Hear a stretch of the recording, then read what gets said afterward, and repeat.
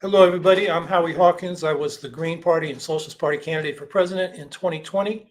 And this podcast, Green Socialist Notes, is about continuing to educate and advocate for the eco-socialist program that Angela Walker and I ran on.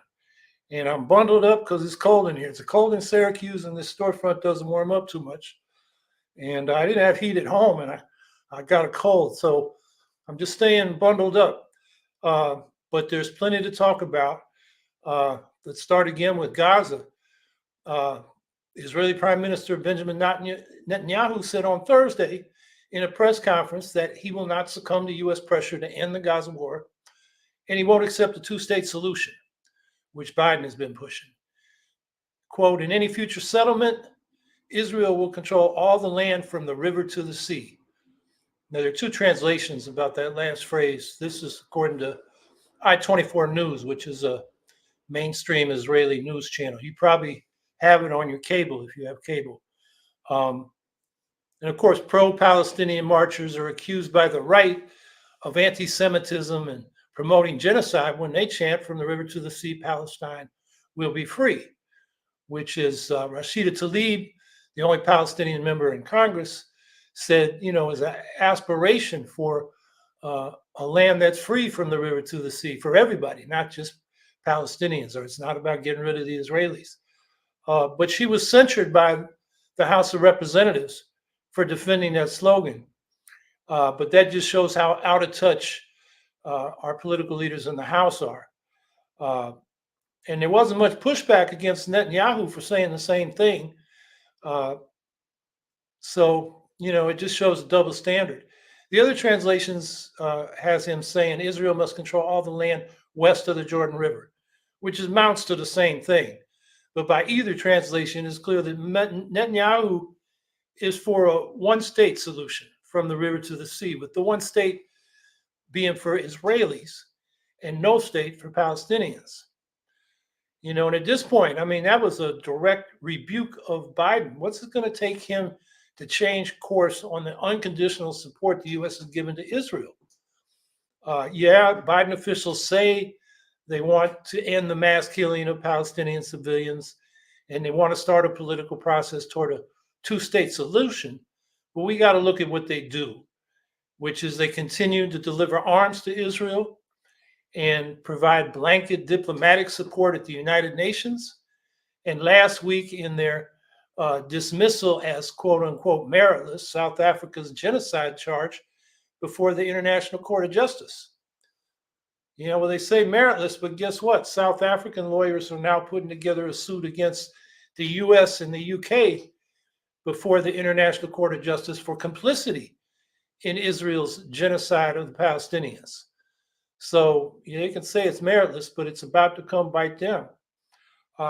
After Netanyahu said this, the next day, Friday, yesterday, Netanyahu said, and this was the first conversation they've had in a month. So, you wonder, Biden says he's putting pressure on, but they aren't even talking.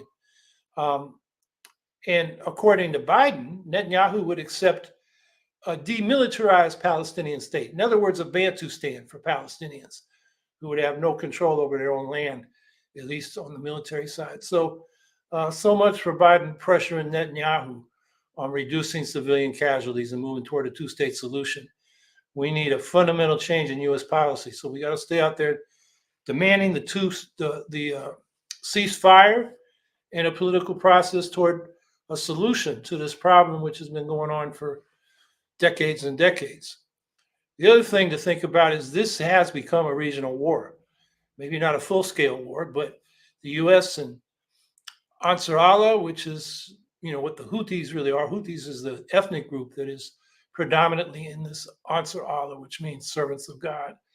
It's an Islamist fundamentalist group, but the U.S. and Ansar Allah are firing missiles at each other. So there's another front in the war.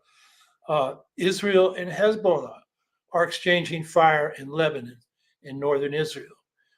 Iranian-backed militias in Syria and Iraq are exchanging fire with U.S. troops based in those countries.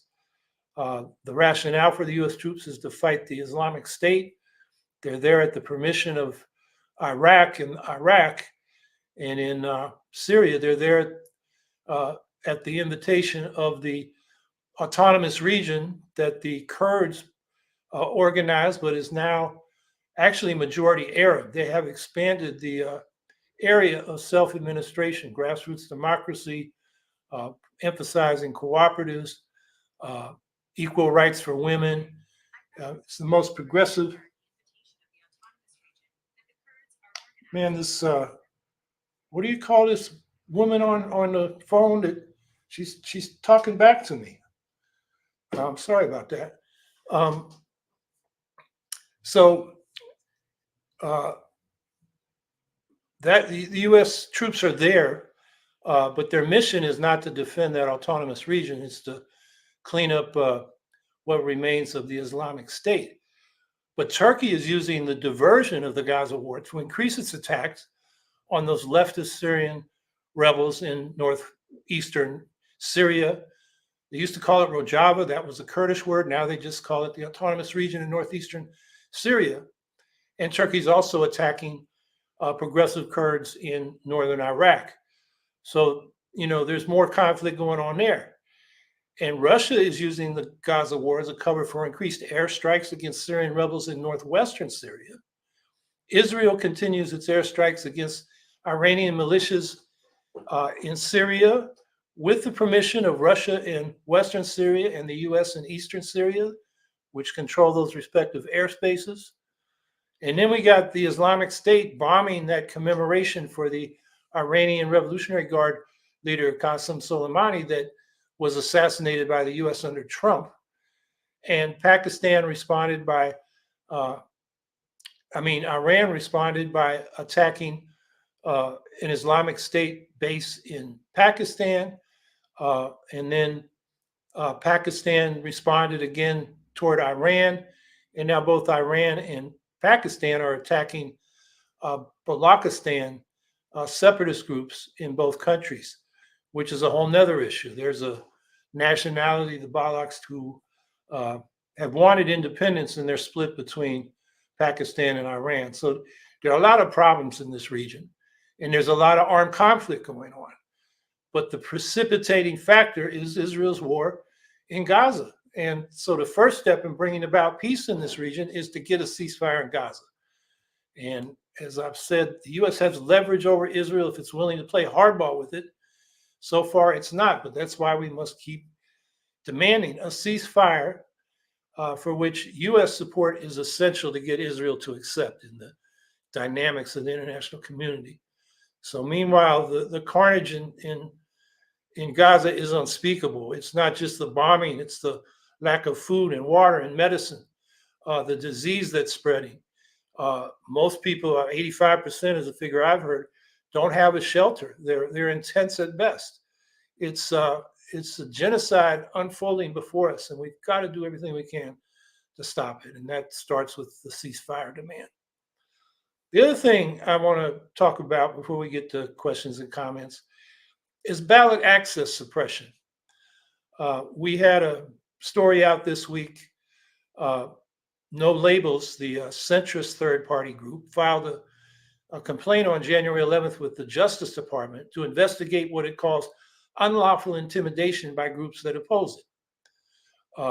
And that's mainly Democrats. And so No Labels accused a number of political figures of engaging in voter suppression and in violating federal law, including the Racketeer Influenced and Corrupt Organizations Act, or RICO. No Labels, their spokesperson, the black civil rights guy, Benjamin, blanking on his name. Well, he compared what is happening to No Labels to what the Ku Klux Klan did in the 50s and 60s to intimidate black voters. And the Greens are experienced with this. We should have thought of filing a complaint with the Justice Department a long time ago.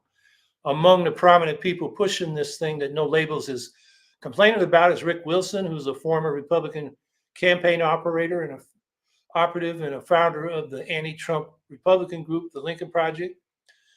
Jonathan Last of the Bulwark, conservative news outlet, and Matt Bennett of Third Way, which is a centrist Democratic group. So, the effort to keep no labels off is bipartisan, but they're mostly Biden supporters, the never Trump Republicans and the centrist Democrats who support no labels. Um, and the tactics that no labels objected to included economic warfare against their supporters and donors, threatening them with the loss of clients and contracts, and searching private records for embarrassing details of these donors and supporters.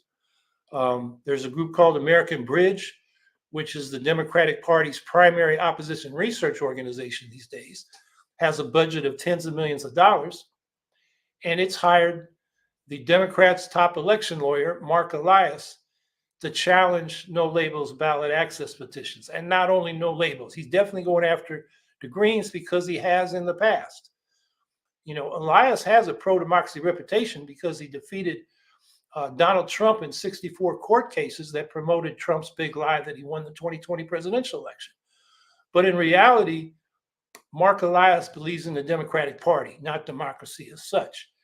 He was John Kerry's lawyer in 2004 in that presidential election, and he oversaw the legal assault on Ralph Nader's ballot access.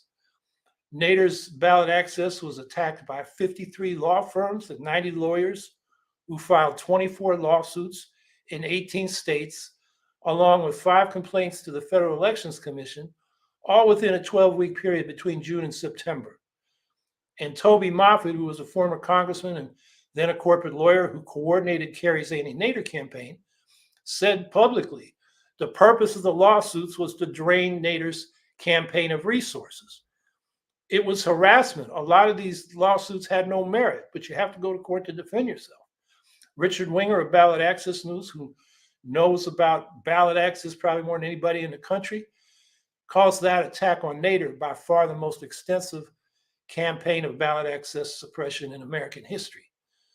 Mark Elias' law firm was behind the successful Democratic Party efforts that got my campaign knocked off the ballot in Pennsylvania, Wisconsin, and Montana. He was behind the dirty tricks that Democrats used in North Carolina to try and get Matthew Howe, the Green Party candidate for U.S. Senate, off the North Carolina ballot. And those dirty tricks included harassing petition signers by phone, text, and front door visits to remove their names. Excuse me. And in a number of documented cases, these harassers misrepresented themselves as Green Party members or election board officials. And those are crimes of fraud, and they should have been prosecuted. But of course, they weren't by the Democratic officials who were falsely accusing the Matthew Howe campaign of submitting a fraudulent petition. And they investigated, they didn't find anything. No labels will certainly receive legal challenges to its ballot access by Elias. It has $60 million, no labels does. So they'll be able to defend themselves, but we can be sure that Elias is going to be going after the Green Party ballot access petitions, and going to court to defend ourselves is certainly going to stretch our resources. So if you're doing ballot access in your state, take care to make sure you do all the paperwork accurately and on time, and be ready for trivial harassment challenges at boards of election or state boards of election and in the courts. And we'll put in the chat links to a Reuters article about, it's called Biden Allies Plot to Thwart Third-Party Bids That Threaten His Reelection. And then an article I wrote about 18 months ago called The Democrats' Third-Party Massacres, which goes into what they did to Nader and Matthew Howe and many other cases where the Democrats are not so damn democratic. So I'll stop there. I can't talk too much with this cold. So let's get your questions and comments.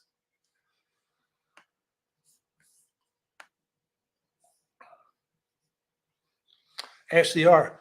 Voter suppression is disgusting. However, suppressing a split or apathy vote is imperative to stopping Project 2025 coming from tuition. Well, there's a contradiction there. Project 2025 is an anti-democratic project. And I don't think you defeat enemies of democracy by suppressing democracy. You got to present the case to voters that your candidate is better than Trump, which isn't hard to do, although Biden's having a hard time doing it.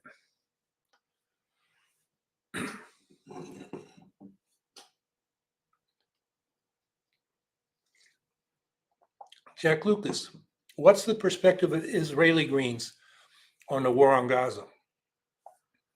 I haven't looked at this in a while, but I think to the extent there was a Green Party movement in Israel, they went into the Meretz Party, which is a left party, which failed to pass the threshold of 3.25% in the last parliamentary elections to the Knesset. So they are regrouping, and the left in Israel is in really bad shape. The right and the religious right has really gained the upper hand. Although, if you look at polls, I think the country's pretty much split between the more liberal elements that don't agree with the far right on its social conservatism or its support for Netanyahu's effort to capture the judiciary. So you create a really authoritarian state. But they've got to regroup. And I'm not up on the details of that. Netanyahu, public opinion polls say he has 15% support. He's continuing this war to stay in power. He faces criminal charges for bribery and various forms of corruption. I mean, it's a lot like Trump. So that's one motivation for him to keep the war going.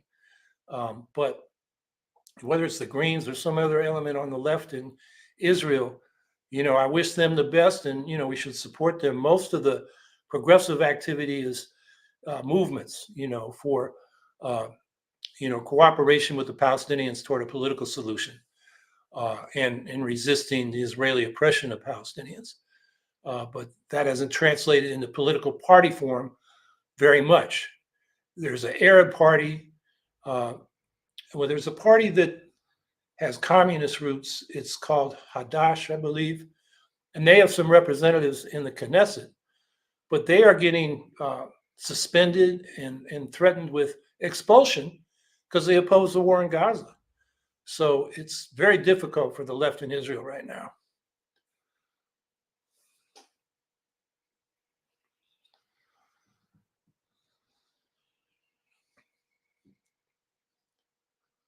Frankie Lee, what do you think it will take to get Netanyahu to stop?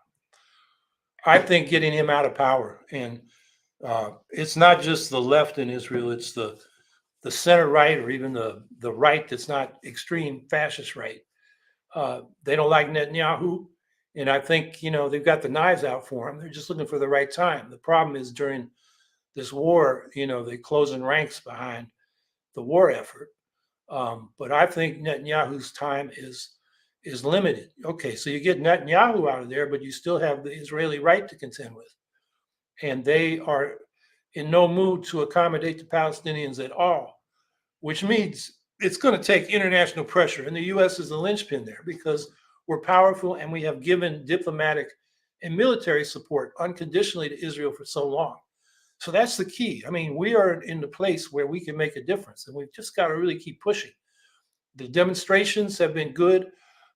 We got to keep writing to our representatives in Congress. Ralph Nader put together or instigated a letter where we demanded that Elise Stefanik, who's a New York House of Representatives representative, who went after those college presidents with, it was a trap. They kind of fell into it. I don't think they handled themselves well, but she was stirring up stuff, not dealing with the real issues. So we called on her to resign. And there's an article out today. I think the headline is from the Watertown Times, which is in Stefanik's district. New York Green Party, Ralph Nader, Howie Hawkins called for Stefanik to resign. And so, hopefully that helps a little bit. And we got to keep doing that. Nader's good at figuring out how to get attention, and this letter got some. But letters to the editor, particularly smaller newspapers, they're looking for content. You write a decent letter, it's going to get published, and people read that. After the obituaries, letters to the editors what gets read the most in those newspapers. So op-eds, public education, go to hearings, uh, any forum you can find. And we just got to keep the pressure up. I mean, the U.S., think, is the linchpin in this whole crisis. And don't underestimate how difficult it's going to be. We've got really you know, since Johnson, it's been unconditional support for Israel, with a few exceptions during the first Bush administration. James Baker, drew some lines against Israel expanding the settlements in order to get agreement on something else, but it was very limited. And that's what we got to start doing. Stop giving them diplomatic cover in the UN General Assembly and in other forums. Like, we gave them diplomatic cover by calling the South African genocide lawsuit meritless. And as I said, well, the South Africans are coming after the US next for complicity in that genocide. So that's what I think it'll take. It'll take a movement in this country that forces the US government to change course. And that's a big job. But that's, I think, what it'll take.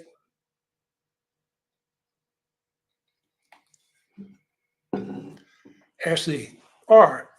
Voting third party or sitting out in a swing vote is literally a tactic vote for Trump by default. Biden sucks, so demand more from him before it's too late. Yeah, I'm afraid it's too late. I mean, Bernie Sanders and the squad gave Biden their support without making any demands. Most of the progressive groups, a couple of labor unions are holding back. The Teamsters, the UAW, I'm not sure what they want from Biden, but that's what should be being done by progressives who want to support Biden, but they're not doing it. In fact, Chris was looking at Biden's website before we went on air and said, the homepage is, Trump's leading in the Republican primary. And I guess there's a donation page and a merchandise page. No platform, no program, no policies, no statement about what Biden will do in his second term. I mean, you can't beat Trump with nothing. You got to give people a better option. So, I put it back on Biden. And, technically, and this is just a matter of math, if you vote for, say, Jill Stein, you're not voting for Trump. It's in the Stein column. It's not in the Trump column. It's not in the Biden column either. And some people assume, well, Stein voters would vote for Biden if Stein wasn't on the ballot. Well, we did have an exit poll. It's the only time this poll has been done on third-party candidates in 2016, and they asked supporters of Jill Stein and Gary Johnson, the Libertarian, well, if your candidate wasn't on the ballot, who would you vote for? 61% of Stein's voters said they would have stayed home. 25% would have voted for Clinton and 14% for Trump. I think the percentage would have stayed home for Gary Johnson was 54%, and the split between Clinton and Trump was more even. But the point is, there are a lot of people out here, count myself among them, who want to vote for what we want, like Medicare for all and a Green New Deal. And if you don't vote for what you want, you're never going to get it. Nobody knows you want Medicare for all or a Green New Deal if you vote for Joe Biden. So your vote is your voice, and some of us choose to use it, not just give it away to somebody who opposes everything we stand for. And I'll grant you, Trump is worse than Biden, but Biden's pretty bad too. I mean, this border stuff. I mean, Biden handed the Republicans a gun to shoot him with when he linked the foreign aid to Ukraine, Israel, and Taiwan to border reform, immigration reform. And the Republicans are, demanding the maximum of their, draconian immigration policies, these cruel immigration policies, in order to get the other stuff. And they don't really want the other stuff. They don't even really want immigration reform. They just want to, make Biden look bad, so it'll help them in the 2024 election. If this border crisis, they say it's an invasion, it's a big crisis. Well, if it was, they'd do something instead of holding out for something that is unpopular, even in their own caucus, and not let alone speak of the Democrats. But what they're holding out for is ending asylum, ending humanitarian parole for uh, people coming from conflict areas like Ukraine or Syria or Afghanistan um, until they can have a hearing. They just want to start deporting people for whatever reason. And, that's not what the United States is about. Statue of Liberty, give us you're tired, you're hungry, you're, what is it, masses yearning to be free. Well, we're contradicting that with the policies we have now, and the Republicans, with the Democrats' complicity, want to make them worse. I mean, that's such a mean spirited policy. I mean, it's hard to even say it's lesser evil, when Biden's willing to agree to that stuff.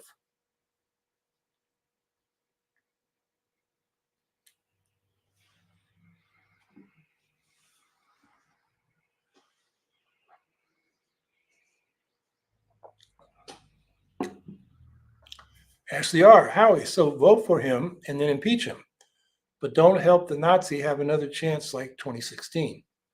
Project 2025 is going to be the literal death of the left. Are you a leftist or not?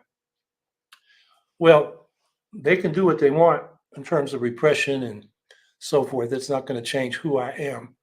Um, and I grant you, what the Republicans are proposing to do in terms of the unitary authoritarian executive, i.e., the president, uh, gutting regulations. I mean, we got a Supreme Court case coming up on that, and on and on and on. Um, but, the Democrats had a chance in 2021 and 2022. They had both houses of Congress, and they didn't get the Voting Rights Act passed. Their number one priority, HR one, uh, because they wouldn't take on the filibuster, which historically has been the way these Southern racist Dixiecrats have prevented civil rights and other progressive legislation. And instead, Biden wants to do bipartisanship with the party that tried to overthrow him. It's, I just think we can't rely on the Democrats to fight the right. We got to have our own independent movement. And, the presidential election is just one aspect of that. We should be running a lot more candidates down ballot and, get some institutional power. At the local level, we got 141 or 42 elected officials. We should be getting into state legislatures and then the House of Representatives. And then we'll have a lot more credibility to present our point of view. And, some of the progressive Democrats are going to adapt to us because, some of them really want to go that way. They just feel limited within the Democratic Party. So, if we can get that foothold in the legislatures, it'll make a big difference.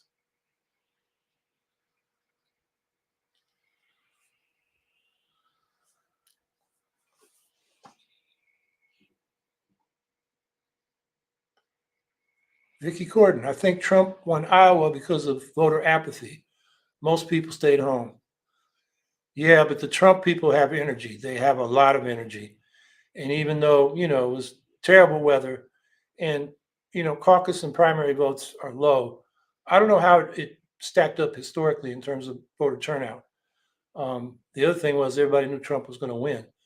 Um, but the Trump people, they show up and, you know, that's helps them uh, in elections. It's the Trump people aren't apathetic; they're kind of fanatic, and we got to match that.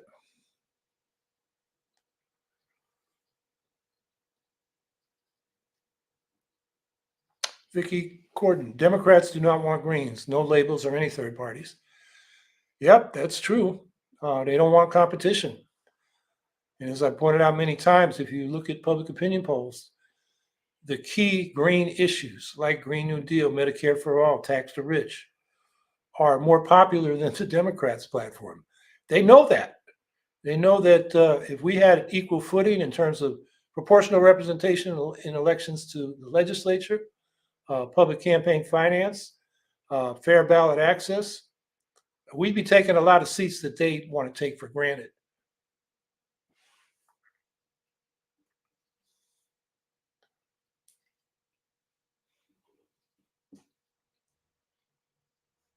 Andrew Hager. What about Nikki Haley? She does have a chance to beat Trump in the Republican ballot, or does she? Uh, Anything's possible, but it doesn't, in my opinion, look like she's going to do it. Um, she could even win New Hampshire, but uh, I'm not sure she's actually going to do that. She's just trying to beat DeSantis there at this point. Trump has got the base of the Republican Party, the hardcore that comes out and votes in primaries and shows up at caucuses. So I think Nikki Haley, um, she didn't draw a distinction between her and Trump that was strong. She and all those other Republicans were saying, well, if Trump gets the nomination, I'll vote for him, except for Chris Christie. Um, and, he tried to draw a distinction, but he didn't catch on. I'm not sure there's the old, moderate conservative Republican out there anymore. A lot of them have left the Republican Party. They're independent. Some of them are Democrats. They just don't have a home in the Republican Party, which has become an extreme right authoritarian party.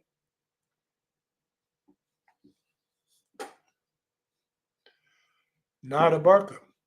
Here in Ohio, there's a grassroots movement to pass anti-gerrymandering legislation and focus on entering challengers in every uncontested local race there is, regardless of party or position, trying to break the stranglehold on our politics. Yeah, gerrymandering is a huge problem.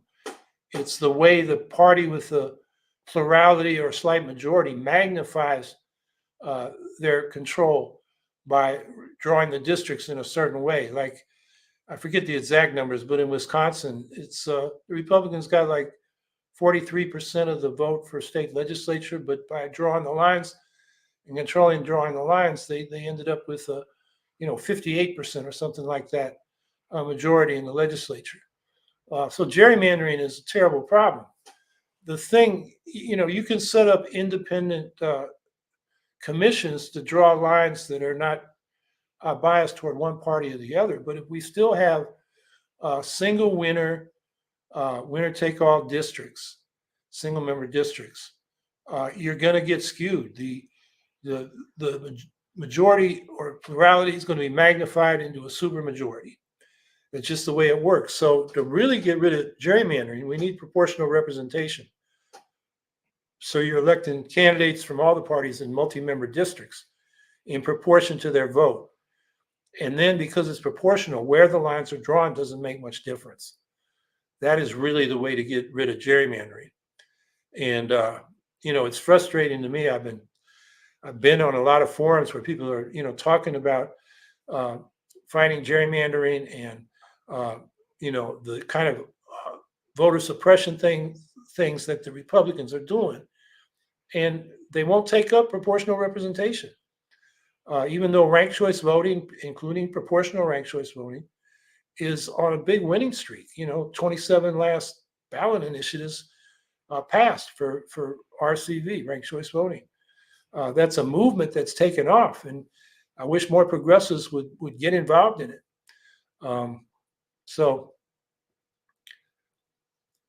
And as far as challenging every race, regardless of party or position, I think we need a party on the left. We should have a party with our candidates committed to our principles and not just support challengers, whatever their politics, just because so many of these races are uncontested.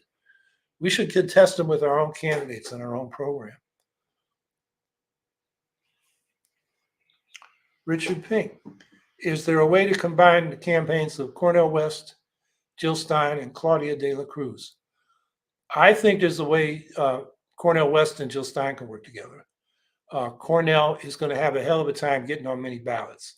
He needs millions of dollars. I haven't seen his quarterly report, which was due at the beginning of this week. It still wasn't up when I looked on maybe Thursday night. But I doubt he's raised millions.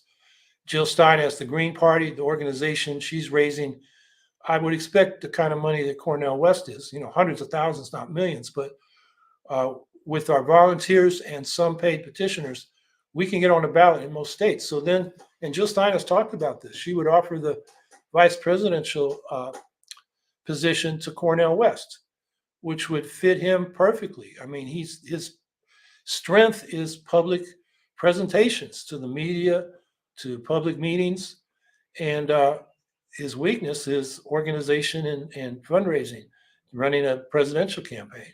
So they make a good combination. Claudia de la Cruz, I mean, she's the candidate of the Party for Socialism and Liberation. They're not out to build a mass base and impact the debate. They're out to recruit for their own sect, and they have terrible positions on international questions. They're vulgar anti-imperialists. To them, the only imperialism in the world is U.S. imperialism, and therefore, Russia's invasion of Ukraine is quote unquote anti-imperialist. The Kim dynasty in North Korea, the Assad dynasty in Syria, all these brutal right-wing governments, because they're in conflict with the U.S., they support. That's terrible politics. That's not going to be popular with the American people. So I don't think we want to have anything to do with PSL, Party for Socialism and Liberation, and their candidate. But I think and I hope that Cornel West will be Jill Stein's vice presidential candidate. I think that's a real possibility.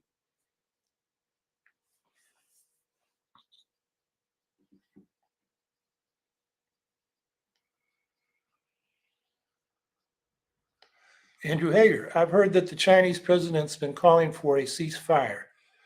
Have you heard anything about it for the articles to back their claims? A ceasefire where? In Gaza or Ukraine? On Ukraine, they did meet with Zelensky, and he's got a 10-point peace plan. The first time they had a meeting, the second time they stayed away. And some of the reports say the Russians discouraged them from continuing along those lines. China has called for negotiations and I guess a ceasefire. But I don't see them, really muscling in. They're posturing, not really using their strengths. So I don't really look for much, role for them in the Ukraine-Russia conflict. I'm not sure what articles to back their claims you might be referring to. As far as Gaza goes, I think China is calling for a ceasefire. They certainly have criticized in the UN resolutions Israel's assault on Gaza, which most of the world did, except the US and a few of its minions, a handful, which are mostly Pacific Island nations that are pretty dependent on the US.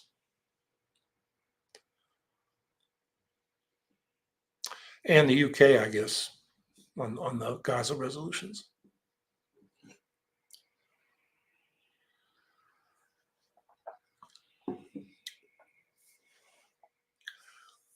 Via email, response to the DOJ's Uvalde report.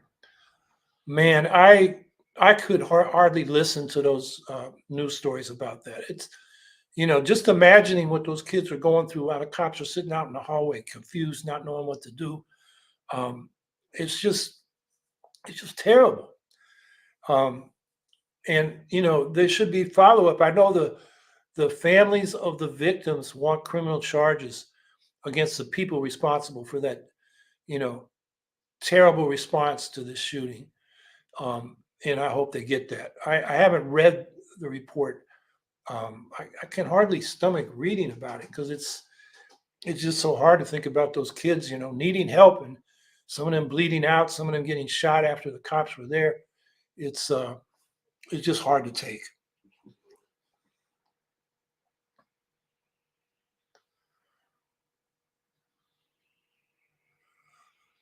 Frankie Lee, Howie, what about Claudia de la Cruz being the only socialist and anti-capitalist candidate? This is where a lot of fed up voters are. Yeah, nominally she's socialist and anti-capitalist, but I don't see how any socialist can support authoritarian police states like North Korea and Syria and Russia. She gives socialism a bad name by doing that. But because she labels herself a socialist, she's going to get some votes.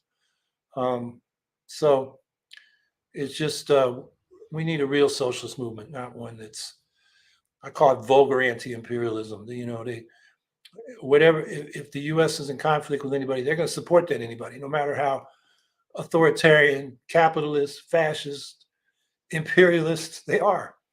It's it's a problem. We call it, another name for it is campism, where instead of having a class analysis of who's oppressed and who the oppressors are and siding with the oppressed, they have a geopolitical analysis of state interests. And so they're with whatever states are in conflict with the US, no matter how bad those states are. And that is not socialism. That's you know, campism.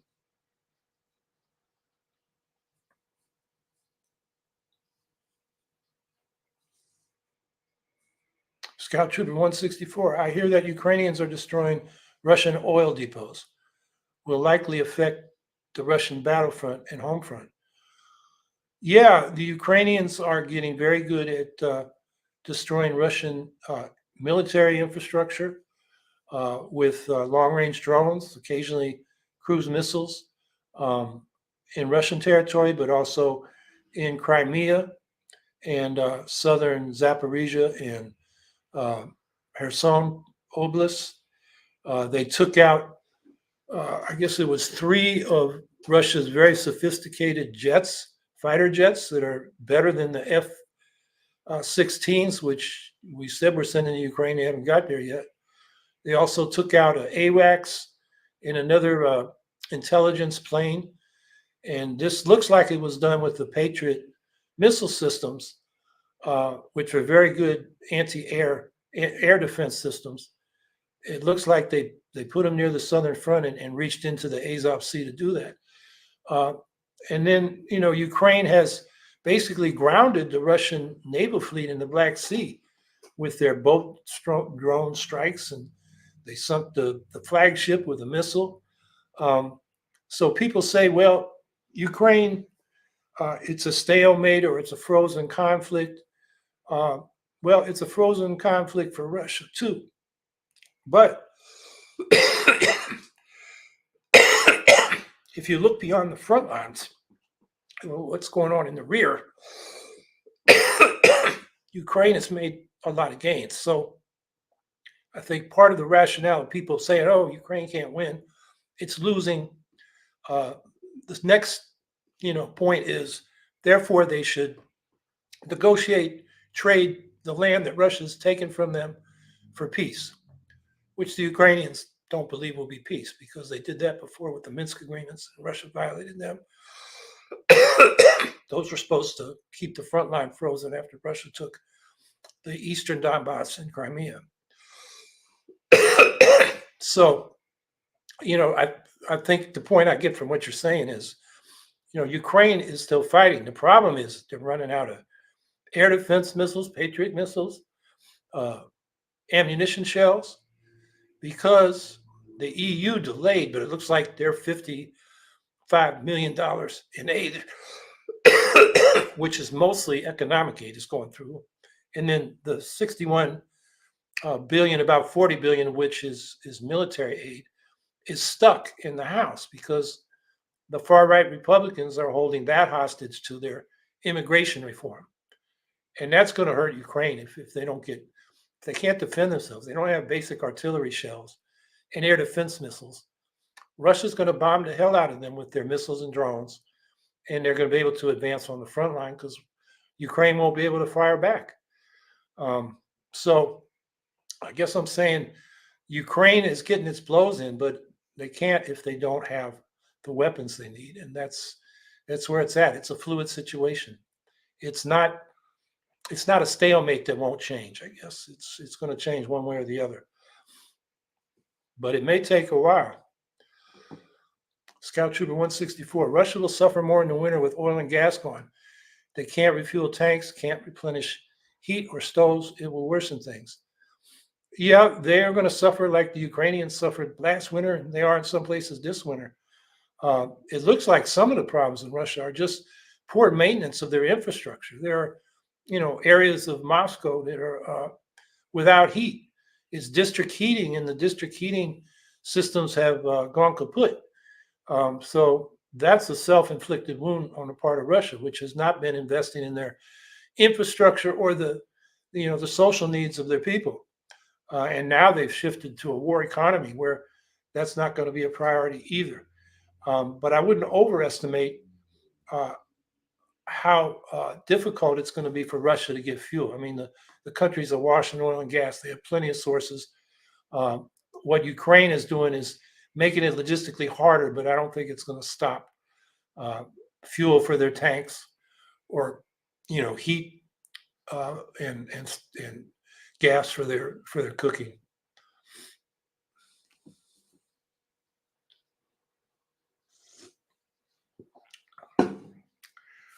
Andrew Hager, I sure hope Edward Snowden will be okay.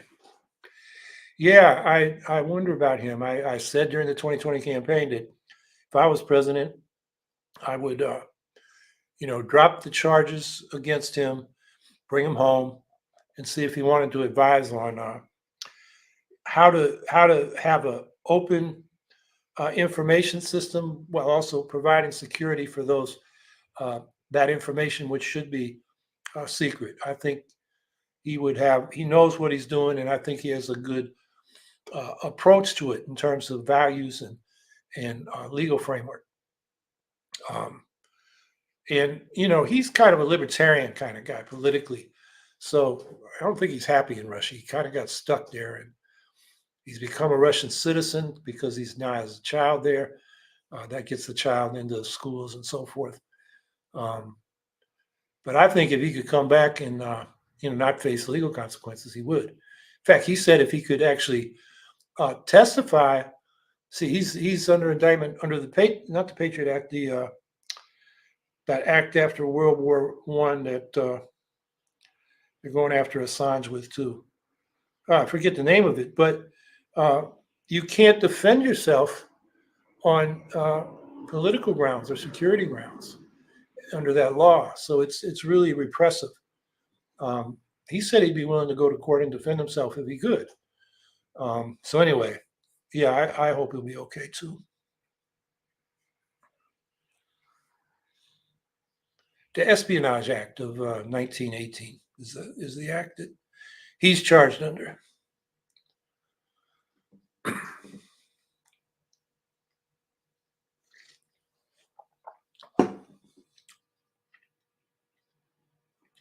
The email comments on the set debt ceiling deal. I guess you're referring to the continuing resolution, which keeps the government funded until sometime in March. So what, 6 weeks, 7 weeks? They're going to address all this stuff again. It'll be another opportunity for the Republicans to throw wrenches into the works and try to make Biden and the Democrats look bad. If people are paying attention, it should make the Republicans look bad. But most people don't look at how this came about. They just look at the fact that it did come about. And since Biden is the president, the Republicans hope he'll get blamed.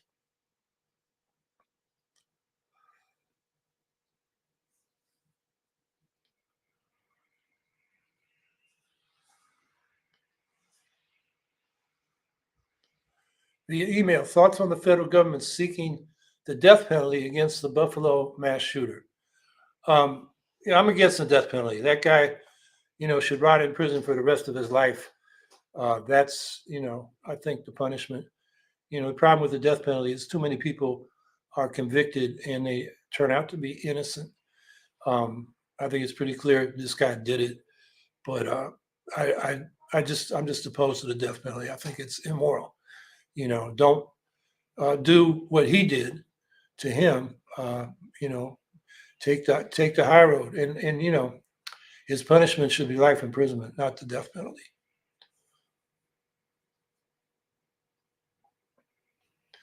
Violeted Content Boutique. Howie, have you been snowed in this last week? That cold sounds nasty. Try Mir tea and capsules. I don't know what that is. I got green tea with honey and lemon, and That's a home remedy. I used to like to get a cold when I was a kid because I got to drink this. So that's pretty good. I mean, it soothes my throat, although I do have that cold, that cough. Um, we didn't get a whole lot of snow. That was Buffalo because of the way the wind blew. It was blowing basically west to east. So Buffalo gets it off the lake. The lake at Syracuse is near it goes north. Now the wind is coming more from the north, and it's snowing right now. We've had lake effect, all afternoon. So we're not supposed to. I mean, the forecast didn't forecast this, but we got a lake effect band uh, blowing snow into Syracuse right now.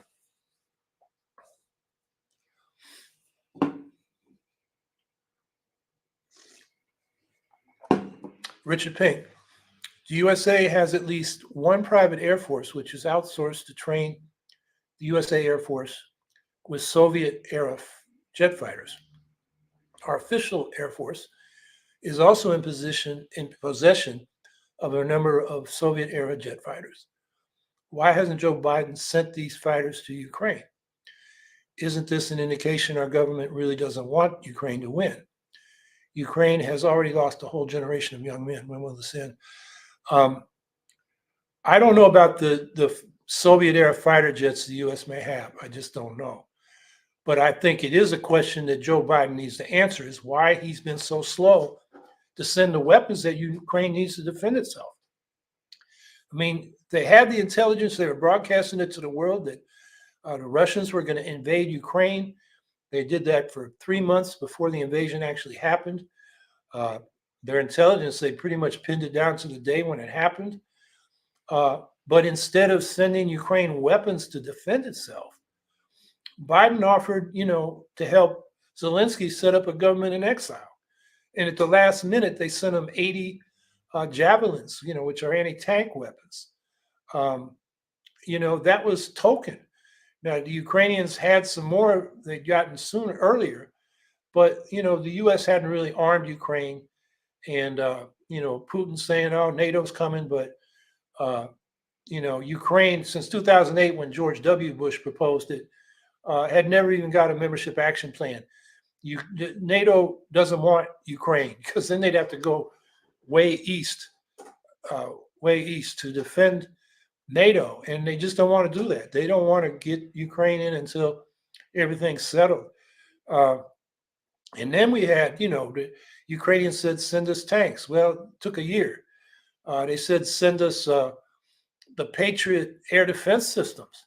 And they didn't get it till April of 2023, after Russia had bombed their energy infrastructure all winter. The F-16s, Biden was saying no, no, no, and finally yes, but they still haven't arrived. The Ukrainian pilots have been undergoing training, but as far as we know, they still haven't got there.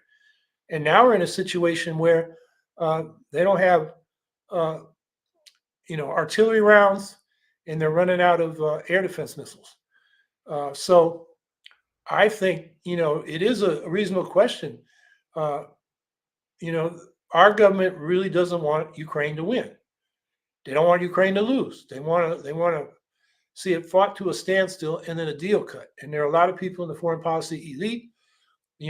Richard Haas, who was president of the Council on Foreign Relations and advisor to presidents for many decades, is among those. And so I think that's, the problem with U.S. policy is, they and NATO, they haven't really given Ukraine what it needs to push the Russians out of their country. Now, Ukraine has lost a whole generation of young men. They've lost a generation of middle-aged men. The average age of a Ukrainian soldier is 40. They have guys in their 50s and 60s fighting on the front line. They've avoided drafting their young. The draft age is 27, I believe. And they haven't done that much drafting. They had so many volunteers at the beginning. So I'm saying the young generation is there, but now they're talking about expanding the draft, lowering the age of conscription. And then the question, where will this end? That's hard to say. I see a prolonged struggle because Ukraine does not want to have their people come under Russian rule. We can see what's been going on in, the Donbass, Oblast, Luhansk, and Donetsk. Most of the Ukrainian, ethnic Ukrainians, and many of the ethnic Russians, and all of them are Russian speakers in that part of the country, have left. Those two oblasts are depopulated because the Russians are so repressive. And now in Zaporizhia and Kherson, we have a lot of reports, particularly the part of Kherson that Ukraine liberated last fall, a year ago fall. Torture. They have this filtration process, and if they don't think you're loyal to Russia, they'll detain you, torture you, sexual harassment and abuse of women and sometimes men. And then the children, they take the children and deport them to Russia. I mean, that's why the International Criminal Court has an arrest warrant out for Putin and his children's rights commissioner, Maria Lvova-Belova.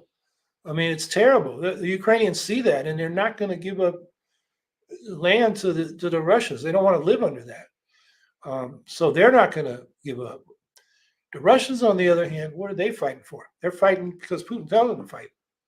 You had this week in the Bashkir people in Bashkirstan. I think I'm pronouncing that right.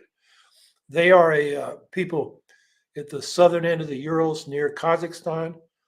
And one of their activists who has been opposing mines in their area on ecological grounds and promoting their language and cultural heritage, he was sentenced to 4 years. And thousands of people came out to protest. And they had, protests and confrontations with Russian police forces all this week.